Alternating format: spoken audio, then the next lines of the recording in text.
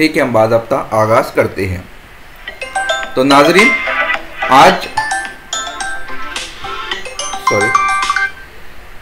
आज UGC net subject Urdu unit 7 में तनकीद निगारी के हवाले से हम मालूमात हासिल करेंगे, जिसमें अहम मगरबी नक्काद टी.एस. एलियट की मालूमात हम हासिल करने वाले हैं। अब तक की नोट्स मैं आप लोगों के व्हाट्सएप ग्रुप में, क्रैश कोर्स के व्हाट्सएप ग्रुप में शेयर कर चुका हूँ। जिन लोगों को मैसर नहीं आई है वो हमारी वेबसाइट पर विज़िट करके मालूमात हासिल कर सकते हैं या नोट्स को हासिल कर सकते हैं। अब आइए बराह रास्त टी.एस. एलियट के हवाले से हम मालूमात हासिल करते हैं। स्क्रीन पर आप टी.एस. एलियट के हवाले से देख रहे होंगे। आपका जो मुकम्मल नाम है वो थॉमस स्टीरन्स एलियट है। विलादत और वफ़ात के हवाले से अगली स्लाइड में हम तफसील के साथ मालूमात हासिल करेंगे।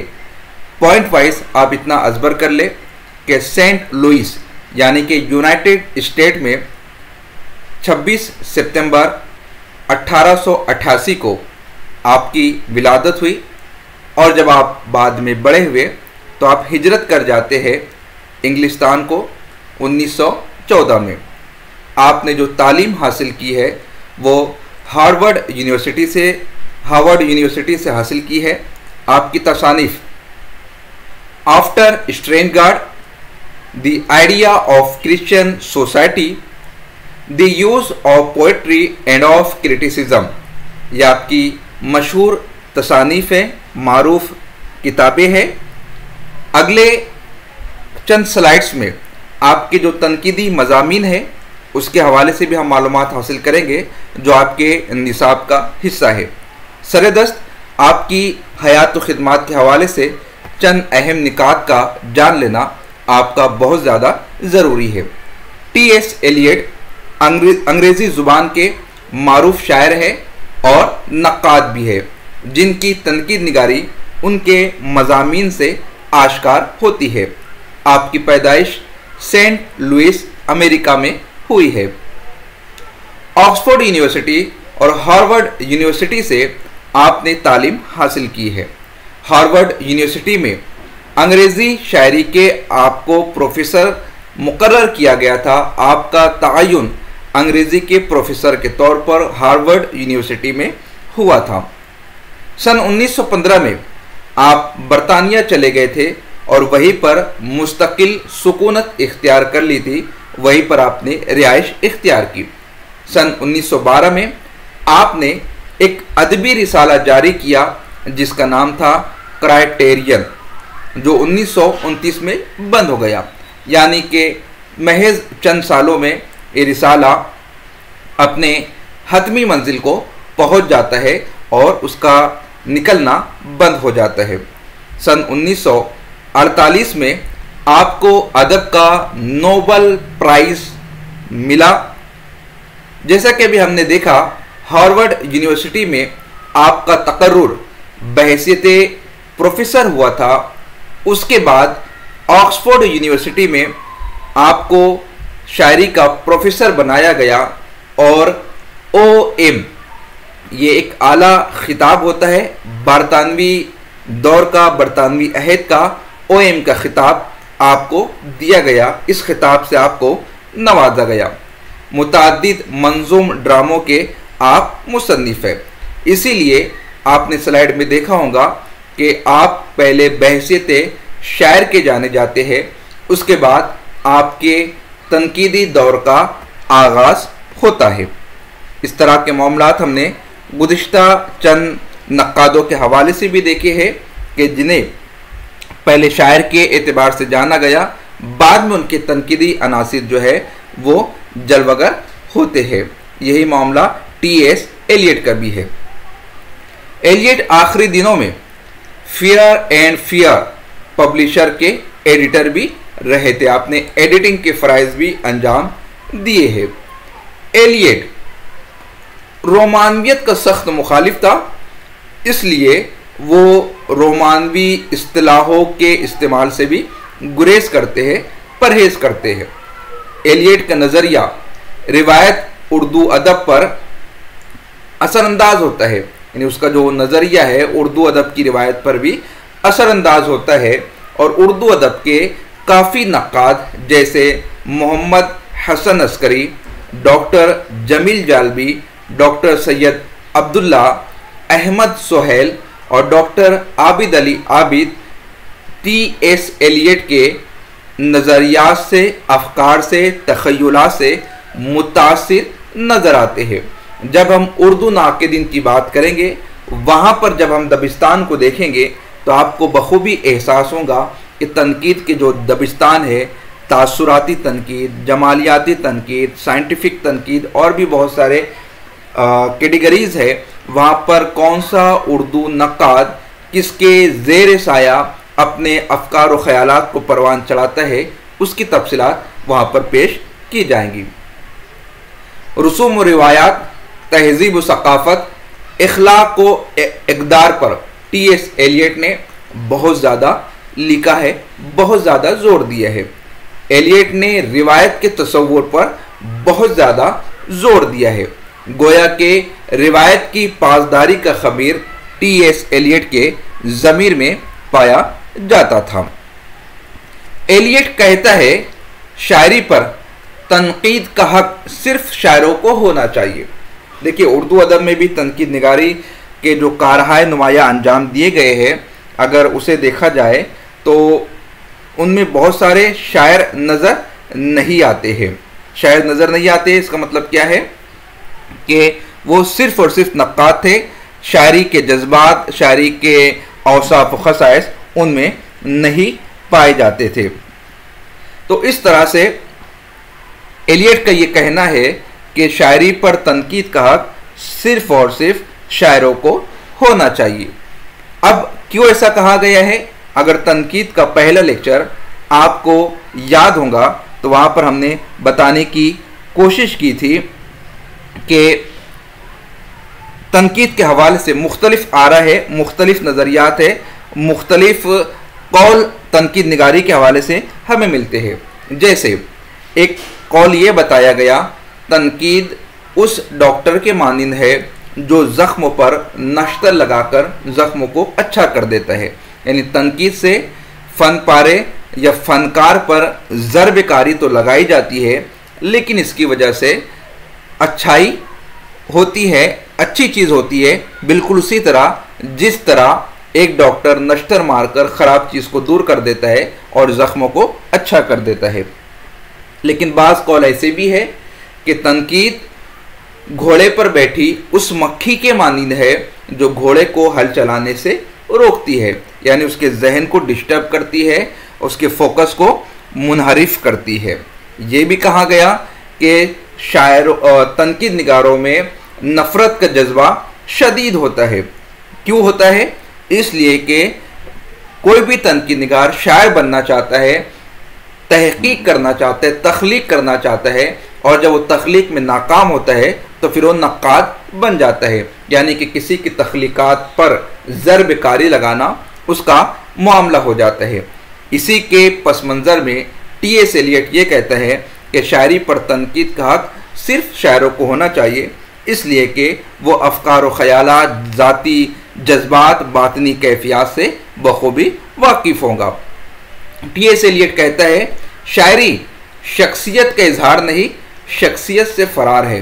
कितना बड़ा जुमला टी.एस. एलियट ने किया है कि शायरी के ज़रिए से शख्सियत का इजहार नहीं बल्कि शख्सियत से फरारी का नाम है।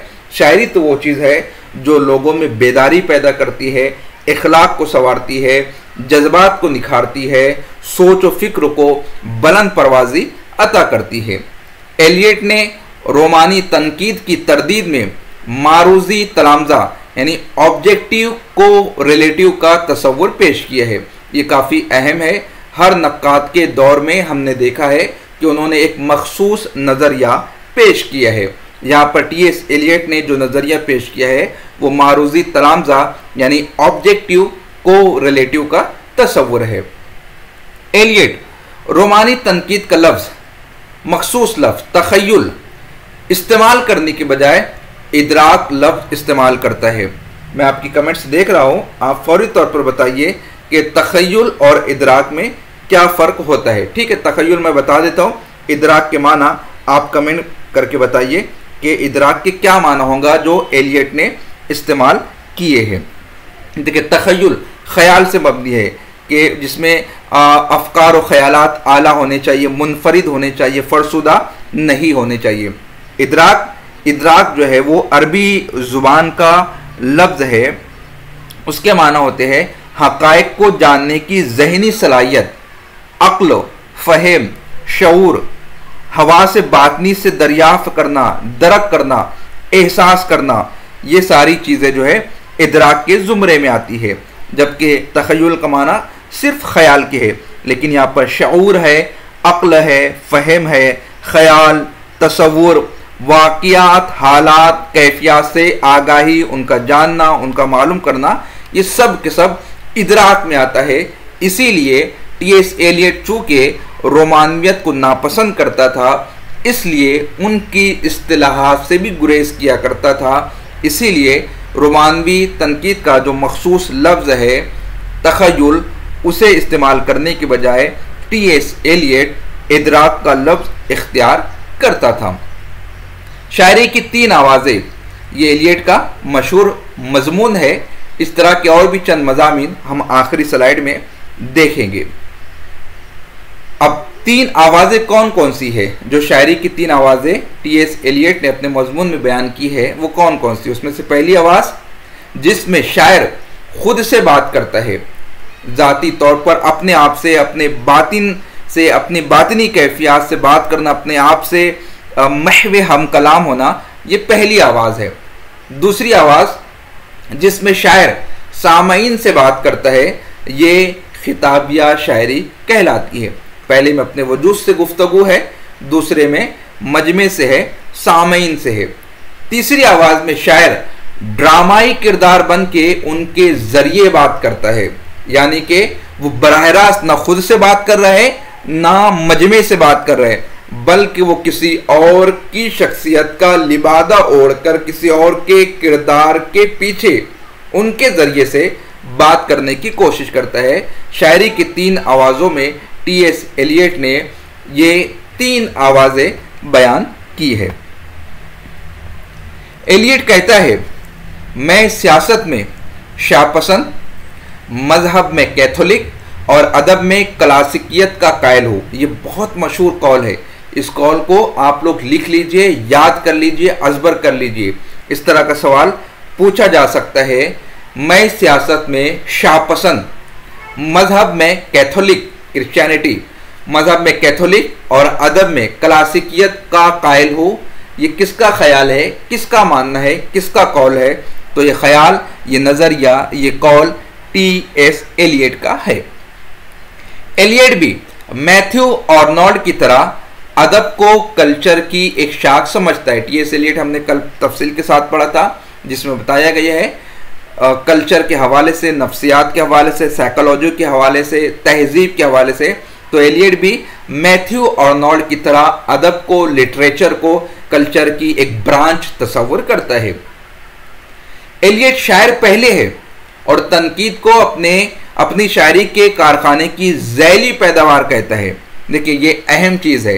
टी.एस. एलियट अपने आप को बतौर नक्काद के हाईलाइट नहीं करता है, बल्कि एलियट अपने आप को पहले शायर मानता है और तनकीद को शायरी की फैक्ट्री से निकलने वाला प्रोडक्ट तस्वुर करता है, ज़ैली पैदावार समझता है।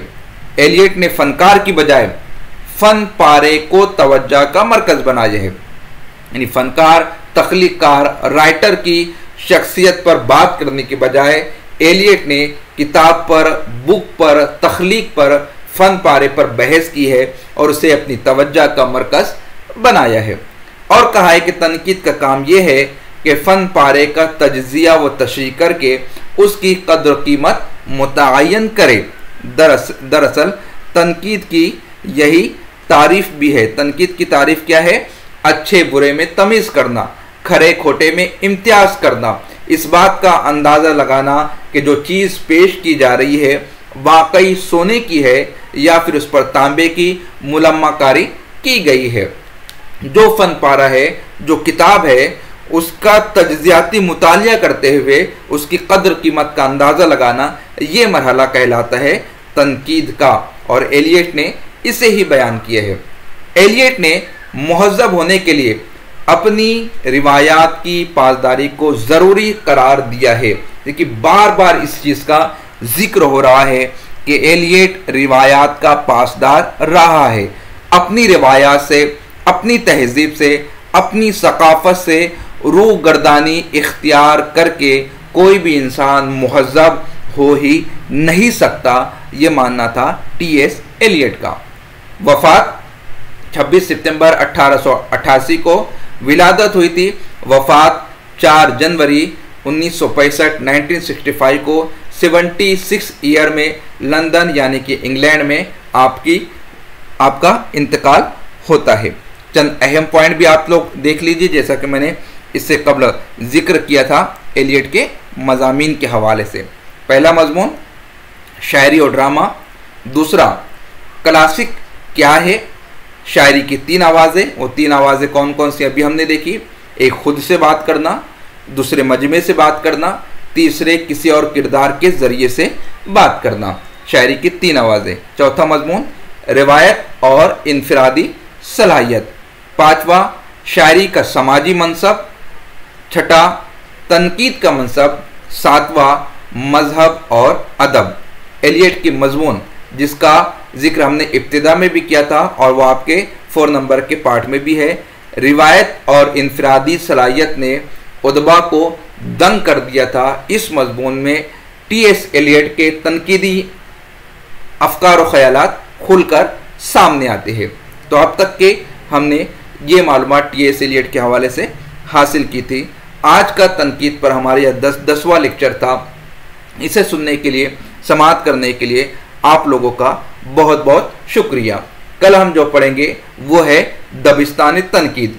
इस पर अगर आपको कोई सवाल पूछना हो, मैं आपके कमेंट्स देख रहा हूँ, आप सवाल पूछ सकते हैं। अगर आप चाहते हैं कि तकरीबन 84 स्लाइड्स पर मबनी ये लेक्चर को रिकॉल किया जाए, आप फौरी तौर पर कमेंट कीजिए। मैं सारी चीज़ों को आपके सामने रिकॉल करने की कोशिश